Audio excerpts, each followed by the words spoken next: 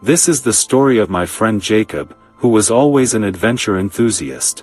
He decided to go camping with 3 of his friends Matthew, Sam, and Nathan, on a 4-day trip to a dense forest in New Hampshire.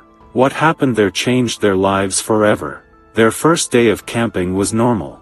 Jacob told me that the forest atmosphere was incredibly peaceful and eerie, almost like something from a movie.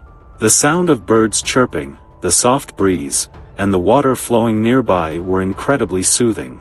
They set up their camp in the middle of the woods. During dinner, they were joking around and telling spooky stories. Sam laughed and said, "I have heard rumors about this forest. They say at night, strange noises echo from deep within, and people come here, but never return." Jacob brushed it off with a chuckle. "Rumors are just meant to scare you. We are here to have fun, not to be scared." But that first night, something strange happened. As soon as they lay down to sleep, Jacob heard a faint rustling outside their tent. He peeked out, but saw nothing. Everything was quiet. The next morning, Sam went fishing by the lake. When he returned, his face was pale with fear. "There were fresh footprints by the lake," he said. "But the weird thing is, they went toward the water and did not come back." "Maybe someone went fishing early," Nathan said, dismissing it. "Nothing to worry about." But Jacob found it strange. The footprints were large and deep, like something heavy had made them. That night, as they were preparing to sleep, the forest became unusually silent. No birds chirped, no wind blew. It felt like the entire forest was watching them. That night, they heard the eerie noise for the first time. Jacob said it sounded like scratching, as if someone was running their nails across the bark of a tree. "What could that be?" Matthew asked nervously. "It's probably just an animal," Jacob tried to reassure them. But as they began to follow the sound, the scratching grew louder. With their flashlight, they noticed fresh scratch marks on a nearby old tree. But there was no one around.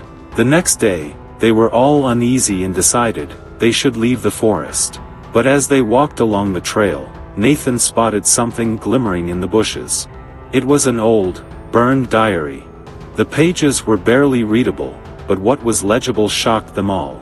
The diary contained the following entry: "If you are in this forest, do not look back. And if you hear scratching, run. They are looking for you." "This could be a prank," Sam said, but there was no confidence in his voice. Jacob said that as they tried to leave, the forest's path kept changing. Every time they thought they were getting closer to the exit, they ended up right back at the same spot they started. "It felt like the forest was playing tricks on us," Jacob said. "The more we tried to escape, the more we got lost." By evening, they were completely exhausted. Then, they heard the unmistakable sound of footsteps through the bushes. Jacob turned on the flashlight, and what he saw, he could never forget. There, behind the bushes, was a shadow. It looked human, but its eyes were glowing strangely. "Did you see that?" Matthew screamed. But when they approached, there was no one there. The last night was the scariest. Jacob and his friends were completely terrified. They were sitting inside their tent, when the scratching noise started again. "This time, it's coming from inside the tent," Sam said, his voice trembling. Jacob grabbed the flashlight and peeked inside. There was nothing there. But then, blood-red letters began to appear on the tent wall: "You have seen us. Now you won't escape." Jacob somehow mustered the courage and led his friends out of the tent. As they tried to flee, they could still hear the scratching, and this time, it was much closer. Finally, by sunrise, they reached the town of Woodsbrook. There, they reported the incident to the police.